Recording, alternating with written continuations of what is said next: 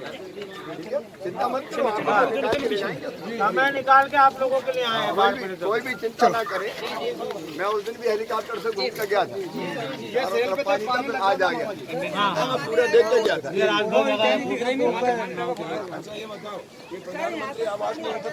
अरे बहुत बुरी बात है, बहुत बुरी बात, बहुत बुरी बात। 13 में साहब ये कच्चा था पूरा एरिया, पूरे मकान गिर गए। अब तो यहाँ मकान बन गए। चलिए अब भोपाल से तुमको गरीब लोगों की बस्ती है। प्रधानमंत्री आवास कितने बने हुए हैं? देखना आराम से। आवास कितने मिले काका तेरे वार्ड में? 40। इसके कारण आप बाकी के भी सबके कराएंगे। चलिए पूरा सामान देखो, गाड़ी आराम से। ये मेरे विधायक के आशीष जी पैसा नहीं है, हालांकि मैंने रुकने नहीं दिया, इधर उधर से व्यवस्था लगातार करता हूँ और आज भी रोने नहीं आया। जान तो बच गई लेकिन जहान भी बचाना है। मैं तो प्रधानमंत्री आवास योजना के मकान अगर नहीं होते, मोदी जी आपको धन्यवाद देते।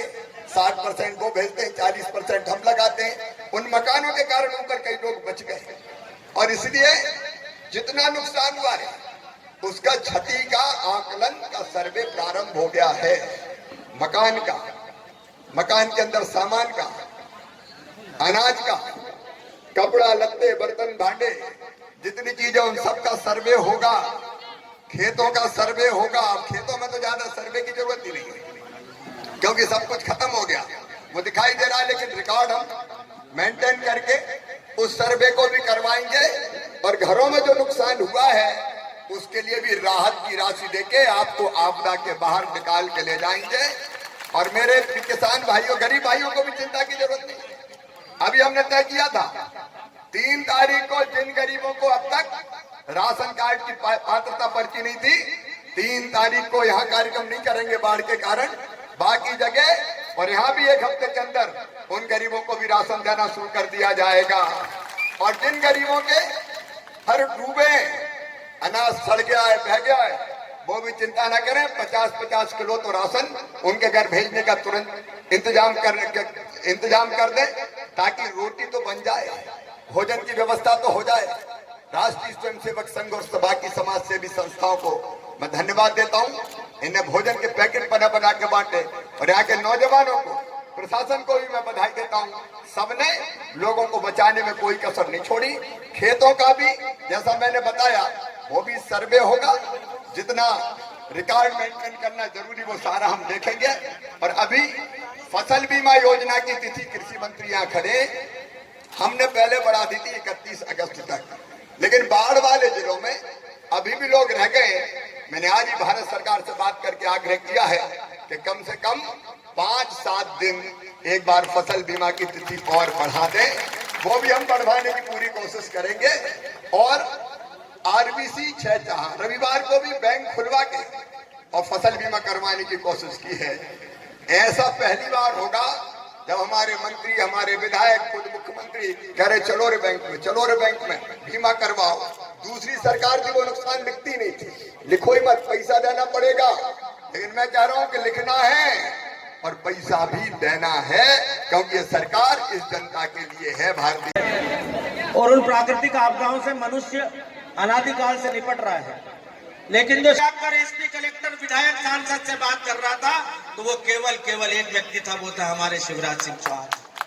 और इसके कारण बाढ़ तो आई, लेकिन बचाने वाला कोई मुखिया, हमें बचाने वाला, इस संकट से निजात दिलाने वाला कोई है तो हमारा लाडला मुख्यमंत्री है। साथियों, नेमावर और उसके आसपास के 30 गाँव में, बिजल गांव से लेकर राजौर तक, मेल पिपलिया तक सब दूर के नागरिक यहाँ पर आए। 2013 में और 1973 में बाढ़ का पानी जितना लोगों के घरों में नहीं घुसा, उतना इस 2020 की बाढ़ में लोगों के घरों में।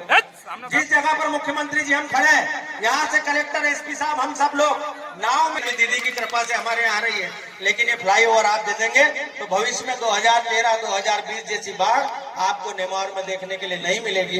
यही मेरा नेमावर वासियों की ओर से आपसे आग्रह है। राष्ट्रीय स्वयंसेवक संघ, स्वयंसेवी संस्थाएं, इन सब ने लगभग 15,000 भोजन के पैकेट यहाँ पर बांटे हैं। जिन लोगों को राजनीति करने थी, फोटो खिंचवाने थे, वो आज भी फोटो खिंचवाने घूम रहे हैं। लेकिन सच्ची मदद करने कोई आया है तो हमारा जननायक